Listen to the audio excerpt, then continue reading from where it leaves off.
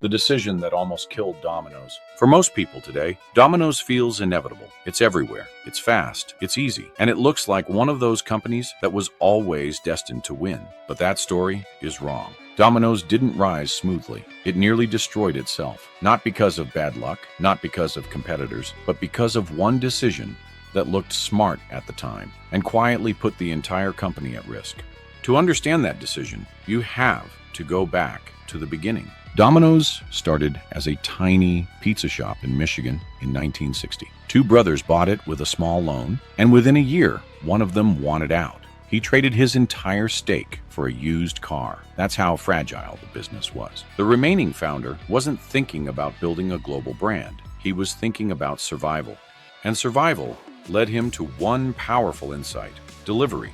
The shop was small, seating was limited, but college students nearby wanted food brought to them. So Domino's leaned into delivery harder than anyone else. While other pizza places focused on dine-in experiences, Domino's optimized one thing: getting pizzas to doors as fast as possible. That single focus worked extremely well. By the late 1970s and early 1980s, Domino's was expanding at a pace that shocked the restaurant industry. Locations multiplied, franchises spread across the country, and the brand became synonymous with speed. Then came the decision that changed everything.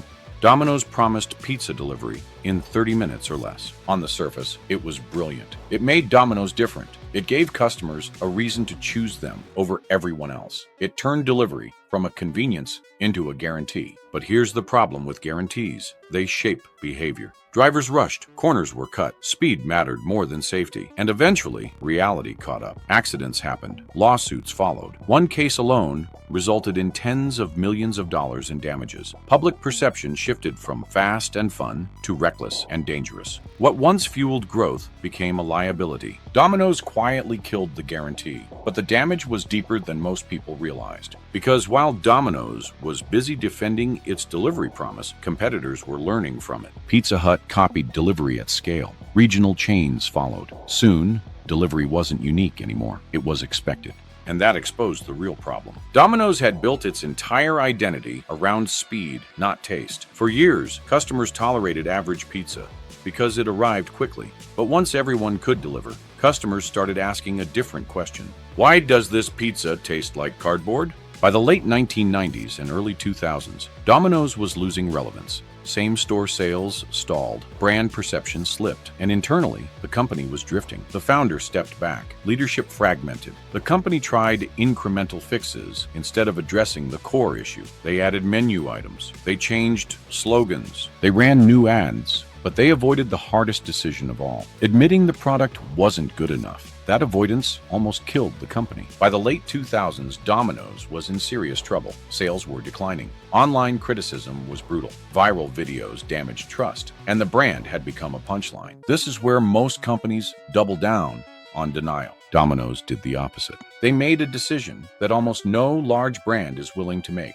They admitted failure publicly. Domino's launched a campaign saying that customers were right. The pizza wasn't great. The crust was bland. The sauce lacked flavor. The cheese didn't stand out. That honesty wasn't marketing fluff. It was preparation. Behind the scenes, Domino's rebuilt the product from scratch. New dough, new sauce, new cheese, new process. And then they took another risk. They tied the brand's future to that admission. If the new pizza failed, there would be no excuses left. But it worked. Customers noticed. Reviews changed. Same-store sales flipped from negative to positive. Momentum returned. At the same time, Domino's made another smart shift, this time without repeating past mistakes. They leaned into technology, online ordering, pizza tracking, mobile apps, frictionless checkout. But unlike the 30-minute guarantee, technology didn't force unsafe behavior or unrealistic expectations. It made the experience smoother without distorting incentives. That distinction mattered.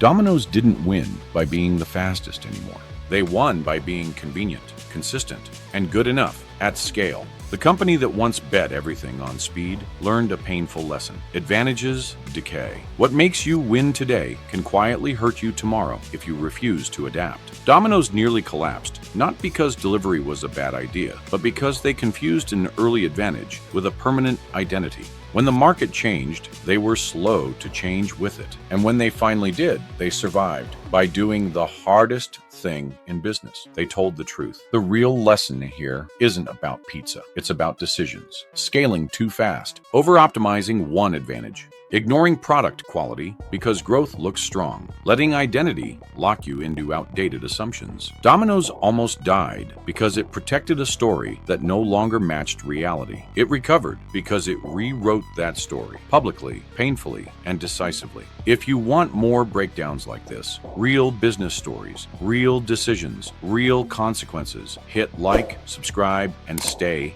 connected. Because the companies that last aren't the ones that never fail.